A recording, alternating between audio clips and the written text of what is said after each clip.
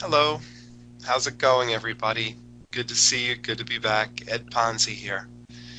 Great to be back. Good morning, good afternoon, good evening, depending on where you are. It's morning here in the US.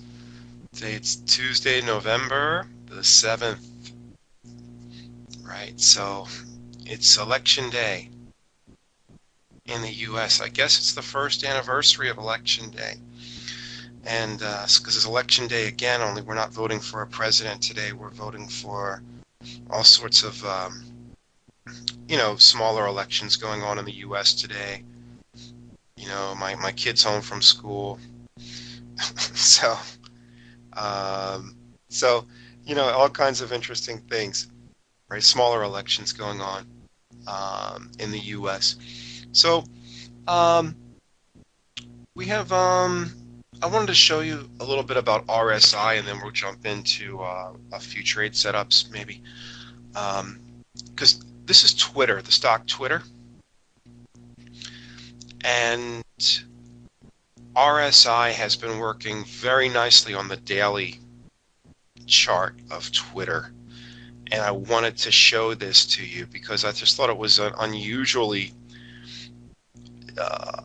working unusually well, actually, on this stock. ABC on the bottom of the chart. These are the three, right? A, B, and C. These are the three times this year that the stock has become overbought. But the stock never seems to get going, right? So A, the stock becomes overbought in May, and then it falls 17.65% after becoming overbought. So what the problem is the stock gets overbought and then it gives up the gains. The stock becomes overbought again in July, and then it falls 25%. And so the stock is overbought, just became overbought very recently, and the stock hit a 52-week high. And so it's a breakout, and some people are buying, right? But I'm not surprised at all that those people who bought are now taking a loss because the stock has done nothing but fall ever since it hit that high. And it could fall some more. Look at this at 19, right? Look at 19. I'll put a little line there, little dotted line. This is the gap, right? The gap goes from 17 to 19. We're getting really close to 19. If Twitter breaks below 19, I think it could fill this gap and go all the way back to 17, which puts it right back where it started. And you're thinking, well, Ed, why are you beating up on poor little Twitter here? I mean, what do you got against Twitter?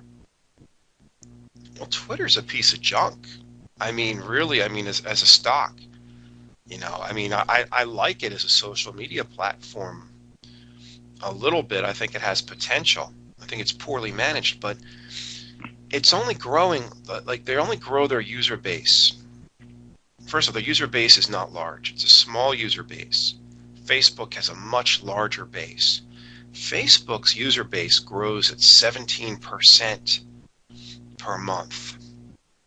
Twitter's user base grows at 4% per month. So Twitter's much bigger, much smaller, and grows much slower than Facebook. And people say, well, yeah, Ed, but at least it's still growing, right? Yeah, but it's growing so slowly. And what you don't realize is it's growing so slowly. And that means people aren't really committed to it. And if it's growing very slowly, I guarantee you there's something coming in the rearview mirror that they're not looking at, right? I mean, remember this. Before Facebook and before Twitter, there was MySpace and Friendster. MySpace and Friendster, barely exist today. I think Friendster is closed. And I'm not sure if MySpace exists either. And I don't think anybody goes there anymore. Okay. And So my whole point is there's always something coming up in the rear view mirror, and that's what they need to be aware of. If you're only growing at 4% in social media, there's somebody behind you that's growing at 200, 300%, like Snapchat, right? Snap growing at 150%, and then they went public. Now, I don't think this is a great platform, but it's a platform that steals customers away from Twitter. And there are other ones that are coming. So you have to be aware of this. Now, look at Facebook's chart. Facebook is much bigger than Snapchat, much bigger than Twitter. And when it becomes overbought on the daily, does it pull back? No, it just goes higher. And it just goes to show you, it's just a better company. Now, frankly, I don't know how any of these companies can make money. I don't give a dime to any social media company. I can't imagine why anybody would. But what do I know? Somebody's giving them money, right? To advertise. And that's good enough. It's working for them. All right, let's take a look at British pound US dollar. We pulled this up yesterday and we said, it's very close to support, and there's a very clearly defined support and resistance here. Well, it's really no longer that close to support. It's now really in the middle. So we never got around to charting this one yesterday, and it got away. I guess we can only do so many setups in one day, right? And but that's okay, because it's actually an interesting exercise. You should always know what to do without my guidance, really, whenever you see this pattern. And I'll teach you what to do right now. Whenever you see this pattern of resistance and supply, it's a box, right? You see this box here? And some people call that trading the box. Okay. But I like to think of it as an elevator, because the elevator reminds us that we only want to go long, or let's just put it this way, we would prefer to go long when the price is moving up, or we would prefer to go short when the price is moving down, and hence the elevator. So let me take a look, and let me break this down for you. So right now, we drew our lines in yesterday, and remember we shortened it up. We don't draw our lines right to the wicks. The wicks are extreme points that might not be replicated. Okay, so you'll notice that. You look at the chart and look at where the lines are drawn. The lines are not drawn to the extreme wicks. Now, someone who's a strict technical analyst will say, well, no, you have to draw the line to the wicks. Yeah, but guess what? I'm a trader first, and I need to make money when I trade. So even though I understand technical analysis pretty thoroughly, and even though I'm a chartered market technician, I still have to make money when I trade, and that's first and foremost. Okay? So how do we... So one of the things that we do, we don't necessarily push these lines to the wicks, because that might satisfy someone's need to be precise, but it's not going to satisfy your need to make money. So that's why I crimped this in. And what we're left with is a playing field. I like to refer to this as the playing field of 250 pips. Right? The 133 and the 130.50. So 250 pips. Whoops.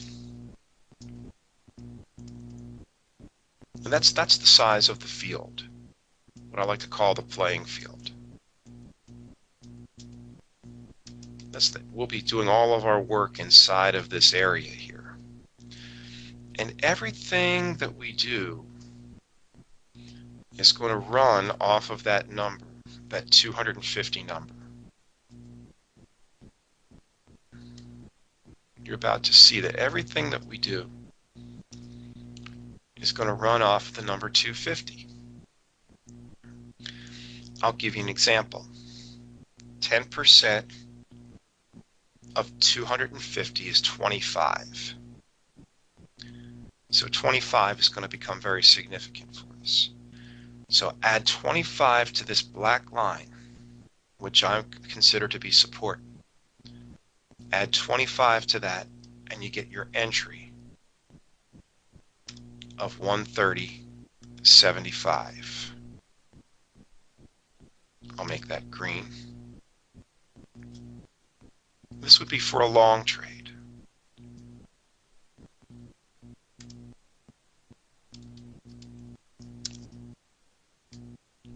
$130.75.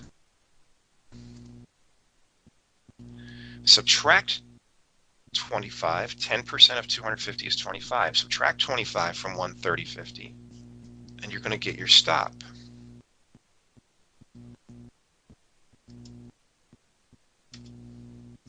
I'll make the stop red, and 130.50 minus 25 is 130.25. So 130.25, and you'll now see it disappear from the screen as it drops below our entry, but it's still there. There it is, right? So we now have the entry and the stop for the long trade. Here's the deal though, and this is why I call this the elevator trade. You can't catch this on the way down. Okay, 130.75 is the entry point, but you're not allowed to buy it as it's falling. You have to allow it to go down at least to 130.50 before you activate the order to go long at 130.75. Does that make sense? Why? Here's why. Imagine that the price has fallen to the black line, 130.75. If we're already long, if you are already long and the price keeps falling, there's a very good chance that you're stopped out. But if the price has fallen to the black line and you are not long, and you are just now activating your order, if the price keeps falling, you are not stopped out because you're not in the trade. The only way you can get into the trade, now that the price is at 130.50, the price has to turn and climb back to 130.75. That's the entry for an elevator trade. In other words, when you want the elevator, we want this elevator to go to the top floor. We're not going to the basement. So this is the down elevator, the one that's coming down. We're not going to get on that elevator. We're going to get on the elevator that's coming up and get on at 130.75. That's the elevator we're going to get on. Sound good? Okay, that's what we're going to do. Our stop's at 130.25. So we know our entry and we know our stop. It's 50 pips. Right? And what this does, by using the entry this way, we're going to avoid some bad trades. We're going to eliminate some bad trades. The only way we can really lose is if the price goes down to 130.50 or lower, and then turns and comes up to 130.75, and at that point we get long, and then it drops again and hits the stop. Now, is that ever going to happen? Of course it is. But you know what? It's going to avoid a lot of bad trades. Now, still sticking on that theme, when most people place trades on support and resistance, they buy at support and sell at resistance. They would try to buy at the black line and sell at the other black line. Or vice versa. They would try to short at this black line and buy it back at the lower black line. This is all well and good. But the price, they're trying to go end to end. But do you notice how the price does not always make it from end to end? I mean, sometimes it does. Look at this. End to end. But on the way back, not quite end to end. And on the way back, doesn't make it to the end. And on the way back, does not quite make it to the end. On the way back, this time it makes it. On the way back, this time it makes it. So, judging just from looking at this setup, right, it makes it to the end once, misses once, misses twice, misses 3 times, makes it for the second time, makes it to the end for the 3rd time. By my count, pound dollar made it to the end 3 times and failed to make it to the end 3 times. So trying to get end to end should work half the time. But you know what? You know what would work every time? Do you know what would work 6 out of 6 times? Aiming for the middle. Look at this. Upper end, lower end. What if I put a line right in the middle? It hits it every single time. The middle should be a target. But what is the middle? The middle between 130.50 and 133.00. Now we know that the distance between those two numbers is how many pips? 250. So the middle, the halfway point, is 125.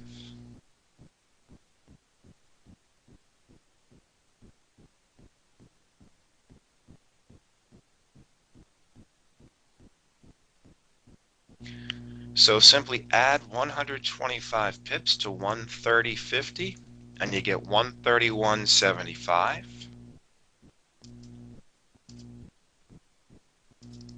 And we have a target that I feel very confident that we can hit.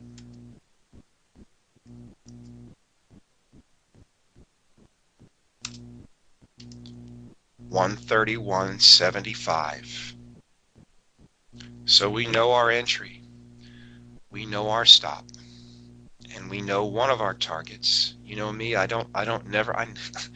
never use one target, folks.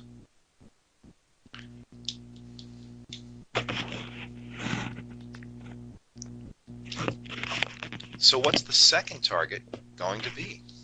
That's the question. Well, usually it would be right up here at 133. but we're going to come a little bit lower. That target's a little too obvious. It's the very high end of resistance. We're going to come down a little bit from there. How far? How about 10% of 250? 10% of 250 is 25. 25 pips below resistance is 132.75, and this will be the second target. Make the targets blue, the entry green, and the stop red, and there's your setup. Entry 130.75, but only on the way up.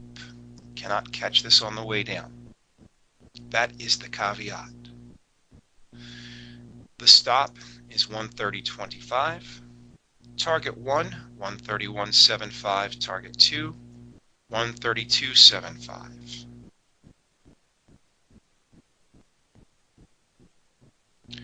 And now we have a strategy. If we hit the first target, we can raise the stop to the entry point and then aim for target 2, close half the trade at target 1 and half the trade at target 2. That's the long entry. The short entry, well, I'll tell you what, for the short entry, 131.75 is still the middle. So 131.75 remains target 1. Target 2, 132.75, becomes the entry. And the entry, 130.75, becomes target 2. The stop, instead of 130.25, the stop would be 133.25.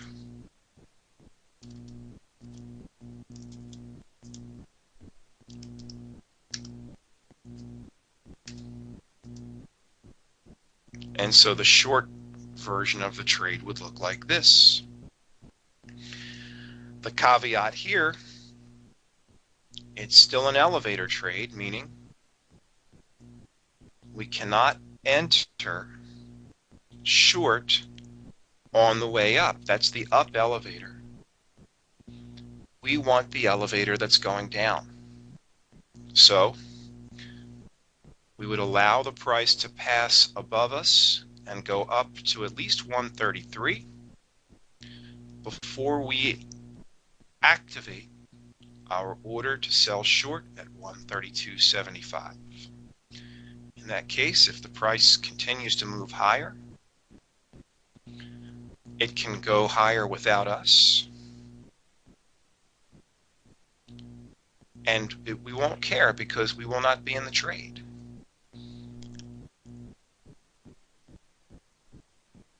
On the other hand, if the price turns and drops, now we can enter the trade, and now the momentum is moving in our favor.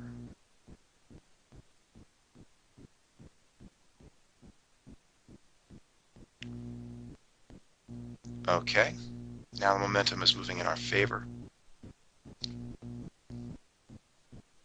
And that's how we work it, and that's what we call the elevator trade. So that's two trade setups, a long trade setup and a short trade setup. Based on the current price, the long trade setup appears more likely to execute first, but you never know. And we don't sit and root for one thing to happen over another. We're prepared for any situation. And that's the situation we're prepared for now until it breaks out of this sideways range-bound activity. That's how we're going to play it.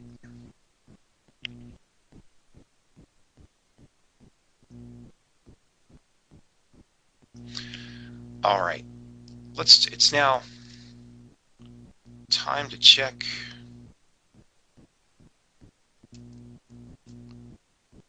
our calendar. There's nothing hitting right now. This is usually the time when economic data hits the market, but there's nothing at the moment hitting the market right now. And it's not really a big exciting day for economic data today. Last week was the big week for data, right? Like this Red Book Index in 24 minutes, literally nobody cares about the Red Book Index. If you're trading the New Zealand dollar, you do need to be aware that the Global Dairy Trade Price Index auction is occurring right now. But all this US stuff is really small potatoes. The Canadian dollar speech is interesting because Canadian dollar has been wild. It has really been wild, but that's off in the distance. We don't have to worry about that until later. But you know, the dollar CAD has been all over the place, so that's something that we will definitely keep an eye on. So yeah, we're ready for anything British pound, so bring it on. We spoke yesterday a little bit about this, and we said, well, we're going to get to it tomorrow. We want to give a little bit of time because of Miss May's political situation. Didn't want to dive in too quickly in it without Miss May. While I dove into Miss May's situation, apparently she might be in a bit of political trouble. But I think it's the type of thing that might blow over, and it's not the type of thing that's going to bite her too quickly. All right, it's just not going to happen too quickly.